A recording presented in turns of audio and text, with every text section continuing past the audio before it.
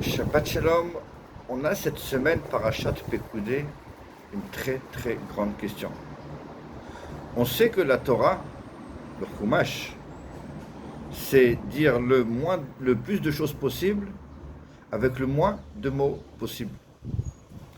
Quand Akadosh Baruch Hu peut dire une chose avec peu de mots, il ne rajoutera pas des mots pour rien. Et là, qu'est-ce qu'on voit? Teruma Tetzavé, deux parachiotes où Akadosh Baruch Hu explique dans le détail, dans la précision, qu'est-ce qu'il attend des Bnei Israël pour construire le Mishkan.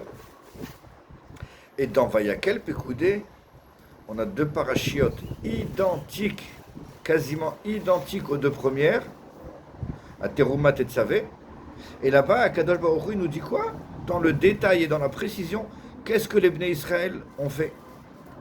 Qu'est-ce que Betzalel a fait? Qu'est-ce que Aholiav a fait? Mais si tu veux dire qu'ils ont tout fait exactement pareil que ce qu'on leur a demandé, un seul pasouk aurait suffi. On aurait rajouté un pasouk à la fin de Teruma Tetzavé et on aurait dit, voilà, ils ont fait exactement ce que Dieu a demandé. Pourquoi deux parachiotes entières, 214 psukim, versets de la Torah, qui sont répétés quasiment identiques. D'ailleurs, vous verrez que dans Vayakel Pekoudé, il n'y a quasiment pas de Rashi, parce que tout a déjà été expliqué dans Teruma Tetzavé. En réalité, si Akadosh Baruch Hu répète dans le détail, à une différence près, dans le premier, on nous dit voilà ce que Dieu ordonne à Moshe, et dans les deux dernières parachutes, on nous dit voilà ce que les Bnei Israël ont fait. Betzalel et tous ces hommes, et les femmes aussi d'ailleurs. Si on répète une deuxième fois, c'est parce qu'il ne s'agit pas du tout de la même chose. Les deux premières parachiotes nous parlent d'un Mishkan, d'une demeure pour Dieu, divine, idéale, venant de Dieu, faite par Dieu. Dans les deux dernières parachiotes, on nous parle d'un Mishkan, une demeure pour Dieu, réalisée par l'homme avec tout ce que ça implique, comme difficulté, comme erreur. Vous savez, on se trompe, on recommence, parce que nulle part c'est marqué que Betzalel et ses équipes, ils ont tout fait du premier coup sans se tromper. Ils ont dû se tromper, on se trompe, on recommence, mais au final, c'est arrivé exactement comme Dieu l'avait demandé.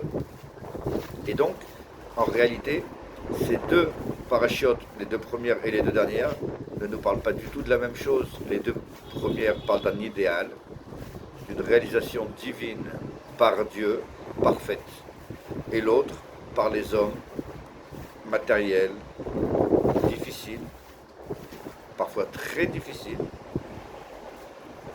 mais qui, au final, va permettre une chose que les deux premiers parachutes ne réaliseront pas, c'est la présence de Dieu. Dans le Mishkan spirituel de Dieu, le Mishkan ne permet pas la résidence et la présence de Dieu. C'est seulement dans le deuxième. Et ça veut dire quoi?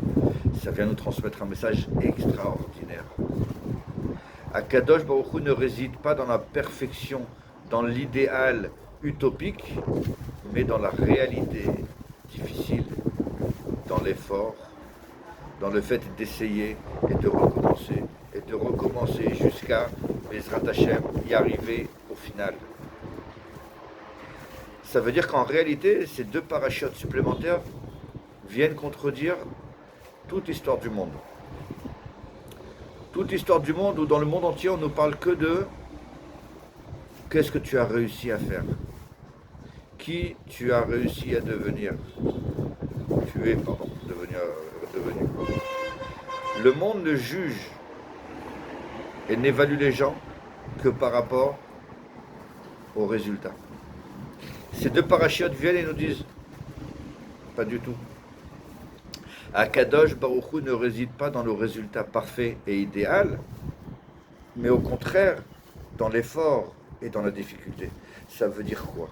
Ça veut dire que quand tu essayes quelque chose et que tu te casses la figure, quand tu essayes et que tu échoues, quand tu essayes et que tu te trompes, tu pourrais te dire, je n'ai pas réussi à m'attacher à Akadosh Baruch Hu. Eh bien non, la réponse d'Akadosh Baruch Hu, non, ça n'est pas juste. je suis près de toi tant que tu cherches à être près de moi. Tu t'es trompé? Cette erreur-là, cette erreur même, elle fait partie du Mishkan. Elle fait partie de la construction du Mishkan. Cette erreur-là, c'est elle qui va te permettre demain d'arriver à être meilleur. Et donc, cette erreur, elle fait partie du cheminement et elle fait partie de ton Mishkan intérieur, de ta résidence pour Dieu. Akadosh Baruch Hu ne nous juge pas sur le résultat, mais sur les efforts. À condition bien évidemment que ce soit des efforts réels, réfléchis, programmés, étudiés, etc. Tu essayes et tu t'es trompé, sache que Akadosh Baruch Hu est plus présent avec toi qu'avec un ange qui ferait la même chose sans se tromper. Parce que Akadosh Baruch Hu, évidemment, il se trouve partout, mais la présence de Dieu, elle n'est pas dans les deux premières parachiotes où on l'a déjà dit, il n'y a pas de présence divine, mais dans les deux dernières où il y a des difficultés, il y a une opposition, il y a des efforts, il y a des erreurs, il y a du découragement, mais au final, on se relève et on continue. Akadosh Baruch Hu ne nous a pas créés en tant qu'anges dans le ciel, mais en tant qu'hommes sur la terre. Shabbat Shalom et des bonnes nouvelles.